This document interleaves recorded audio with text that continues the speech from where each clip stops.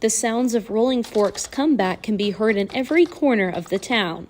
But Jacqueline Brown can still hear the sounds of terror in her granddaughter's voice from the night of the tornado. She went to screaming and hollering because when the roof came off, it went to picking her up. And she was like, I don't want to die. Oh, Lord. Everyone in the Brown family survived, but their house was destroyed. Now they and many others are still struggling to find a permanent home. Over 6 months ago, devastation hit the town of Rolling Fork, Mississippi, but the Build Back Better organization is bringing hope to residents here. Former mayor, now board member of the nonprofit rebuilding program, Fred Miller, says the construction on the first new homes is underway. We're excited about it. We poured 3 foundations. They are going to start either this week, today maybe, or next week putting the sides up on some of them.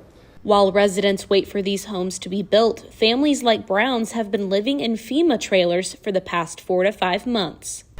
The trailer was given to us at first, but now what y'all telling us, we got to pay for them in the end. How can we pay for a FEMA trailer and build a house too? The new program offers a solution. We will then sell them to people who have no money, but we're going to sell it to them at 0 interest for 20 years. On a $75,000 mortgage, that works out to be $312 a month. By the time you add insurance and taxes, they'll be in the homes between $500 and $600, which is about what they were paying in rent. Board member Emily Carter says she is impressed by the progress of the program and how much support it is receiving. That, we feel like we're going to help people have change their lives, go from poverty, from a not so great living situation to a new home that's better than they probably came out of, and they'll own it. The program is also providing classes for participants on how to be a good homeowner. We require that they go through certain training, financial literacy, survivor counseling, homeowner training of what is required of someone who owns property.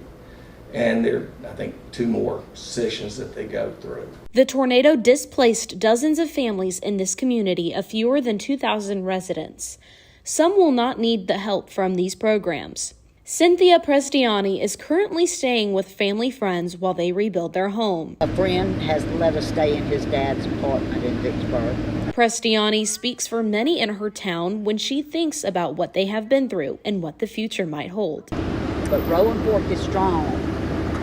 We survived it, and we will rebuild the best we can. Although the process seems slow, the city is making progress on its path to building back better. Reporting from Rolling Fork, Mississippi, this is Celeste Lay.